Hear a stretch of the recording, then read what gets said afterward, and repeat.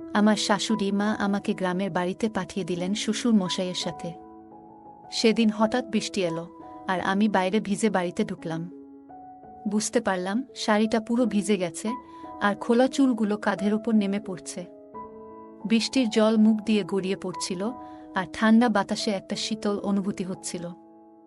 বৃষ্টিতে ভেজার অভিজ্ঞতাটা যেন একেবারে অন্যরকম ছিল। ঘরের মধ্যে মোমবাতির মৃদু আলো আর বাইরের বৃষ্টির ঝিরঝির আওয়াজ পুরো পরিবেশটাকে অসাধারণ করে তুলেছিল। শাড়িটা ঠিক করতে করতে আমি শ্বশুর মশাইকে বললাম, বাবা, জানালা আর দরজাগুলো বন্ধ করে দেবেন, নইলে জল ঘরে ঢুকে যাবে। আমার কথা শোনার সাথে সাথেই তিনি জানলাগুলো বন্ধ করে দিলেন, কিন্তু তার দৃষ্টিটা কিছুক্ষণ আমার উপর স্থির ছিল। তিনি কিছুক্ষণ আমাকে দেখলেন, সম্ভবত দেখছিলেন যে আমি পুরোপুরি ভিজে গেছি কিনা। আমি তার এই দেখাটা অনুভব করলাম, কিন্তু কিছু না দেখার ভান করে বললাম, বাবা, মোমবাতিটা নিয়ে ওপরের ঘরে চলুন, যেন আমি কাপড় বদলাতে পারি আর একটু আরামে বসতে পারি। শ্বশুর মশাই কিছুক্ষণ পরে তার দৃষ্টি সরিয়ে নিয়ে বললেন, ঠিক আছে বৌমা, চলো ওপরে ঘরে যাই। আমরা দুজন ওপরের ঘরে গেলাম। তারপর আমি বাথরুমে গিয়ে বাবাকে ডেকে বললাম, বাবা, এখানে এতগুলো কল কেন খোলা রাখছে? আপনি এখানে দেখুন এবং জল বন্ধ করুন।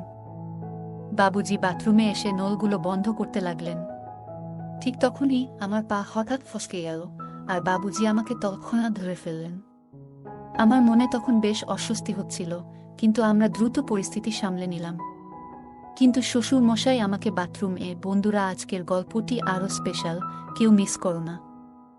আর দয়া করে গল্পগুলো ভালো লাগলে ভিডিওটি লাইক, শেয়ার এবং চ্যানেলটি সাবস্ক্রাইব করো প্লিজ। এমন সময় আমার শাশুড়ি মার ফোন এলো।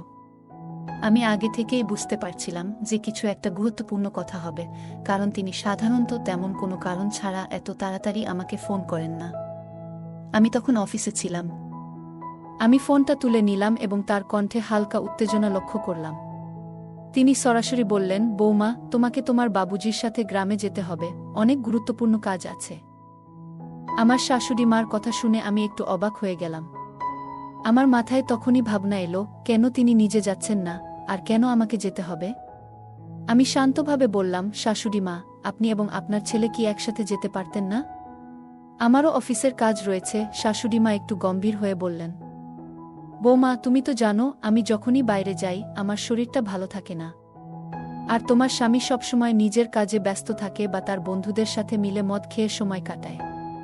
ওকে বোঝানোর চেষ্টা করেও কোনো লাভ হয় না। তাই আমি তোমার উপরই ভরসা করি। বৌমা, তার কথায় একটা সত্যতা ছিল।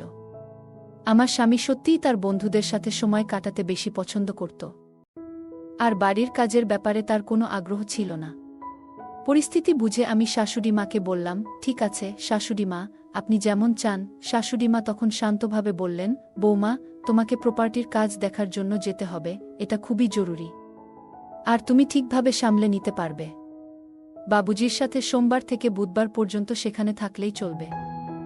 বৃহস্পতিবার কাজ শেষ করে তুমি শুক্রবার বা শনিবার বাড়ি ফিরে আসতে পারবে। আমি তাকে আশ্বস্ত করে বললাম, ঠিক আছে শাশুড়ি মা, আপনি চিন্তা করবেন না, আমি বাবুজির সাথে চলে যাব।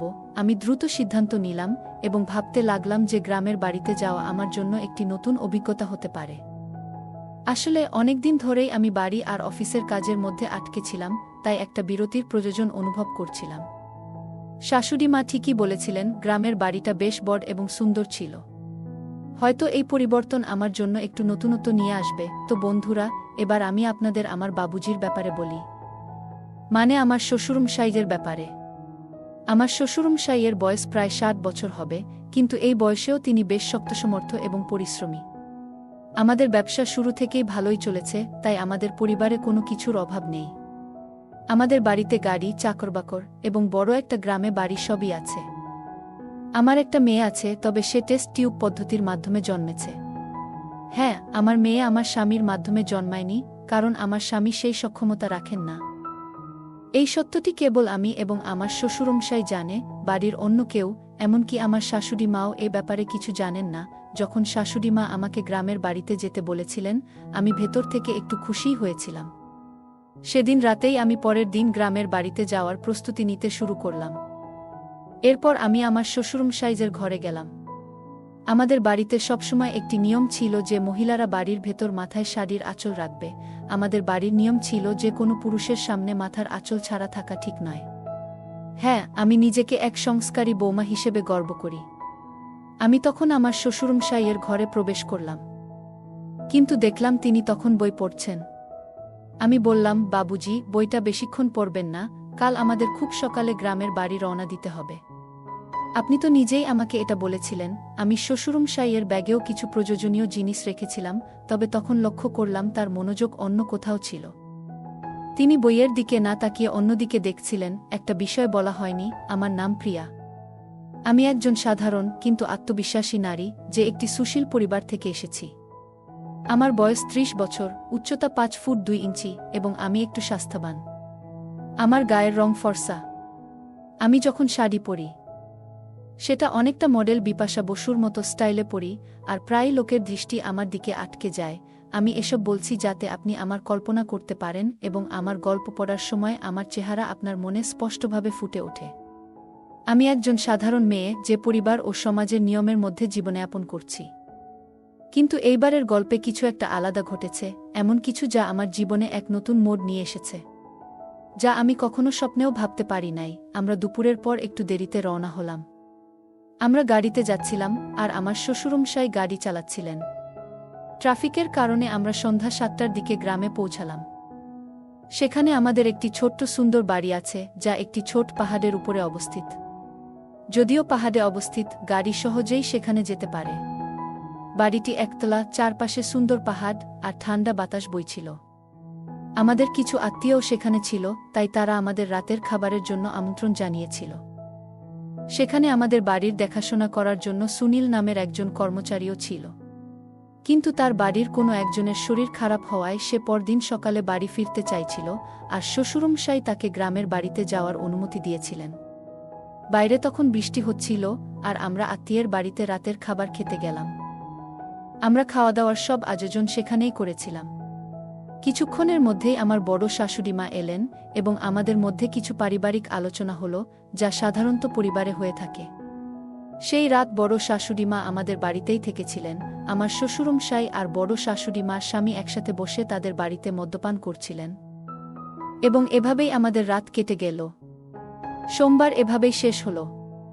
পরের দিন মঙ্গলবার শ্বশুরমশাই তার কাজে বেরিয়ে গেলেন, আর আমি বড় শাশুড়ি মায়ের সাথে ছিলাম।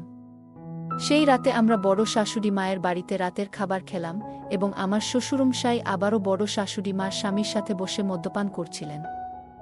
আমার শ্বশুরমশাইও মদ্যপান করেন, তবে তিনি আমার স্বামীর মতো অতিরিক্ত পান করেন না।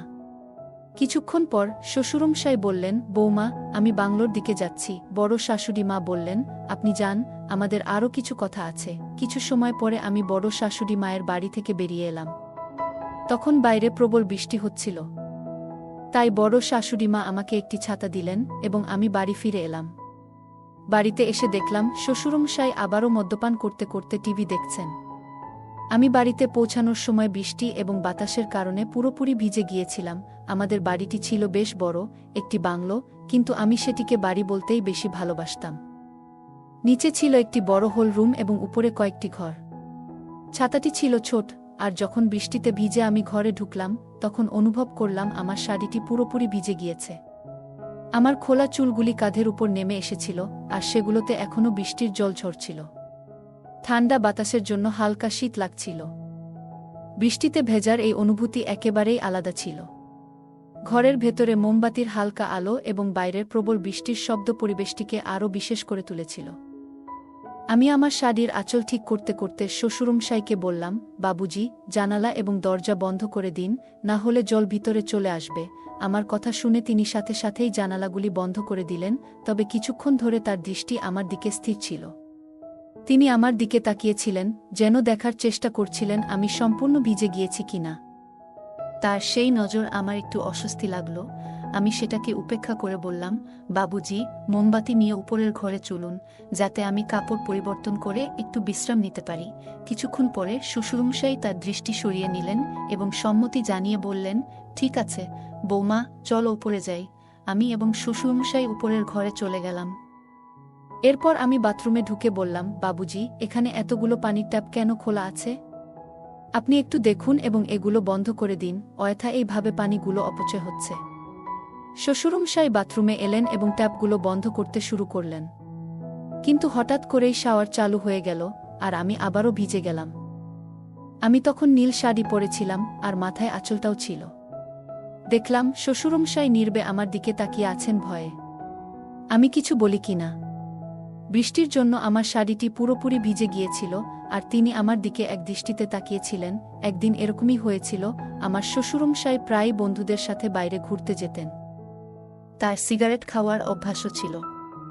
একদিন সকালে আমি দোকানে গিয়েছিলাম, তখনও বৃষ্টি হচ্ছিল, আর আমি যথারীতি মাথায় শাড়ির আঁচল নিয়ে বেরিয়েছিলাম। আমি খুবই পরম্পরাগত মানসিকতার বউ। ছাতা নিয়ে দেখলাম শ্বশুরমশাই রাস্তার পাশে দাঁড়িয়ে আছেন। আমি ছাতাটি তার দিকে বাড়িয়ে দিলাম, কিন্তু দেখলাম তিনি আমার দিকে এক দৃষ্টিতে তাকিয়ে আছেন। তার চোখ যেন আমার দিক থেকে সরতেই চাইছিল না। মনে হচ্ছে আমাকে তিনি কিছু বলতে চান। বাড়ি ফিরে এসে আয়নায় তাকিয়ে দেখি শাড়ির সামনের অংশ কিছুটা ভিজে গিয়েছে, যা আমার চেহারায় আলাদা একটা সৌন্দর্য এনে দিয়েছে। শাড়িটি শরীরের সাথে লেগে থাকায় নিজেকে একটু অন্যভাবে দেখলাম। পিছনের দিকটাও কিছুটা ভিজে গেছে, সেটা খেয়াল করলাম। এরপর আমি কিছু দরকারি জিনিস নিয়ে ঘরের কাজ করতে শুরু করলাম। আমি কাজ করতে করতে ভাবছিলাম, এটা বেশ মজার বিষয় যে এমন একটা পরিস্থিতিতে নিজেকে খুঁজে পাচ্ছি। তাই ইচ্ছে করেই শ্বশুরমশাইয়ের সামন দিয়ে আসা যাওয়া করছিলাম। ঝাড়ু দেওয়ার সময় নিচু হয়ে কাজ করতে হতো, আর আমি আমার উপস্থিতি তার নজরে আনতে চেষ্টা করতাম। শ্বশুরমশাইও মাঝে মাঝে তাকিয়ে দেখতেন, আর কিছুটা হাসি মুখে তার অভিব্যক্তি লক্ষ্য করতাম। আবার কিছুক্ষণ পর শ্বশুরমশাই ঘরে ফিরে এলেন। তখন আমি পুরোপুরি ভিজে গিয়েছিলাম, তাই শাড়ি বদলাতে হলো।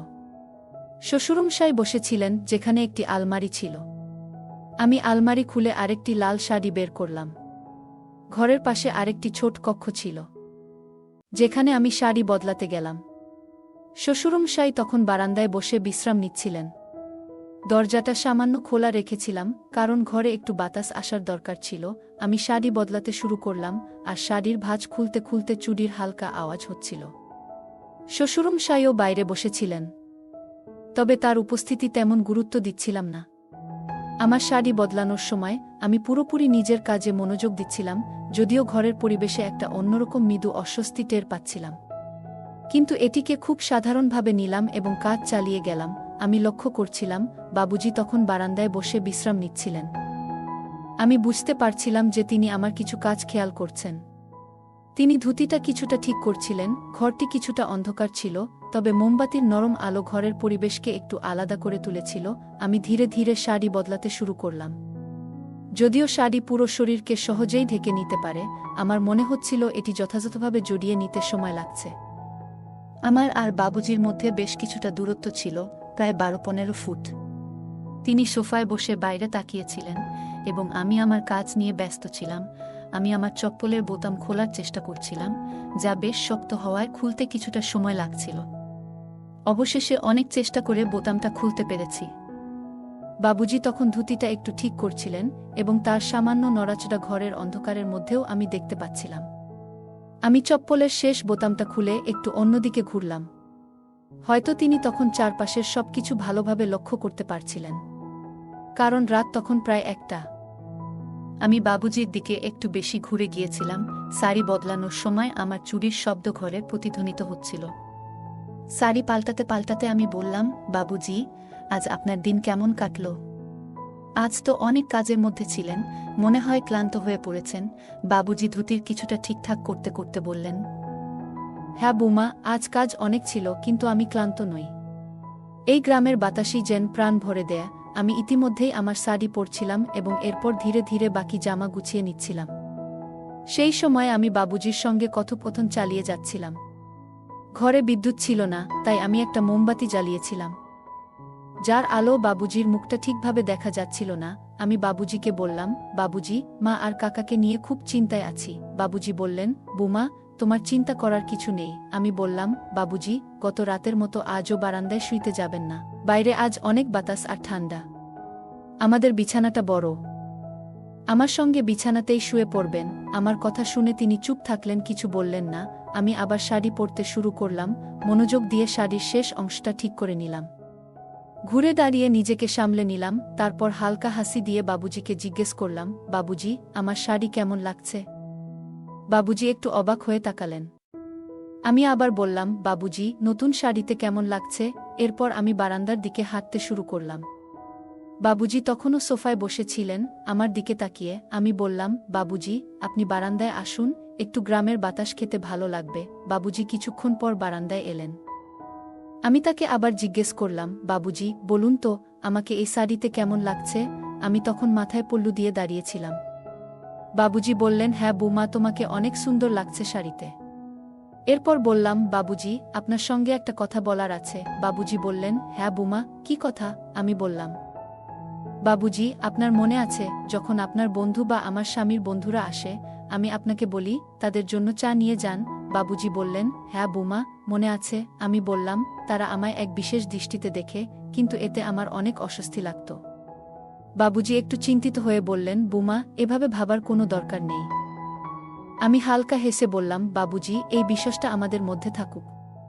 আমি জানি আপনি আমাকে কেমনভাবে দেখেন, কিন্তু এতে আমার কোনো আপত্তি নেই। আপনার দৃষ্টিভঙ্গি আমার ভালো লাগে, আপনি অনেক ভালো মনের মানুষ। কিছুক্ষণ চুপ থেকে বাবুজি বললেন, বৌমা, তুমি কি খুশি? আমি হেসে বললাম, বাবুজি। এবার আসল কথায় আসি। বাবুজি বললেন, হ্যাঁ বৌমা, কি কথা? সংকোচ করো না, বলো। আমি বললাম, বাবুজি, আপনি কি মনে করেন আমি সত্যিই খুশি? হ্যাঁ, আমরা ধনী, আমাদের সব কিছু আছে, গাড়ি, বাড়ি, টাকা। কিন্তু এরপরেও কি আমি খুশি?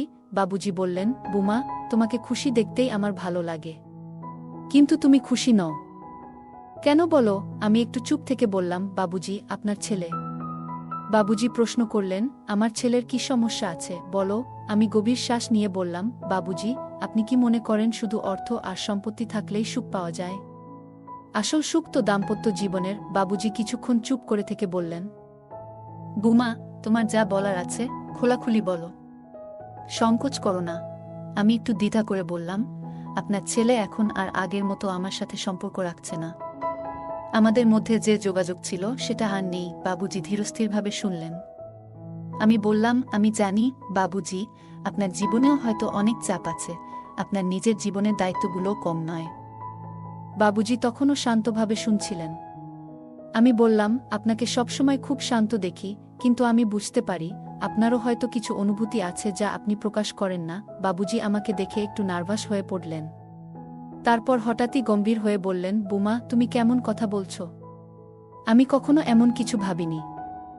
আর না তোমাকে সেই চোখে দেখেছি। তুমি তো আমাদের পরিবারের মানসম্মান, আর আমি সবসময় তোমার প্রতি সম্মান এবং শ্রদ্ধার দৃষ্টিতেই তাকিয়েছি।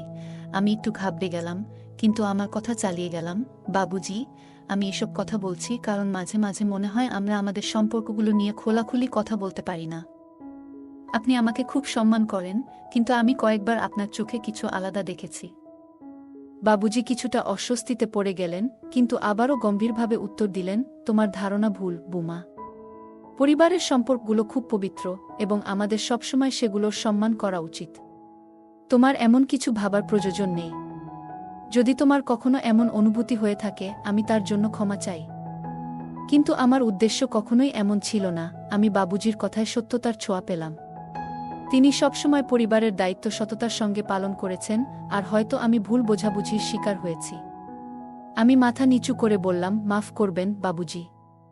আমি হয়তো কিছু ভুল বুঝেছি। আমার মনে হয় আপনাকে বুঝতে আমার অনেক ভুল হয়েছে।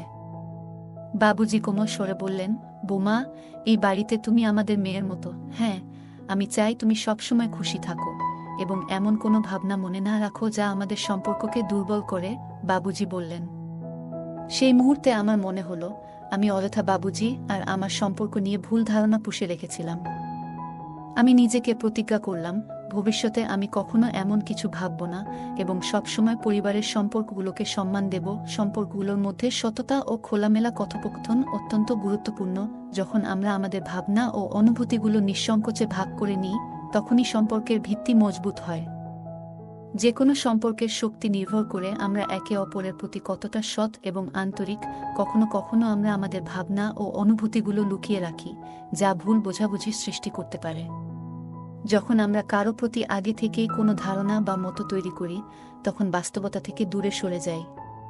এই বিভ্রান্তি আমাদের সম্পর্কগুলোতে অপ্রয়োজনীয় চাপ তৈরি করে।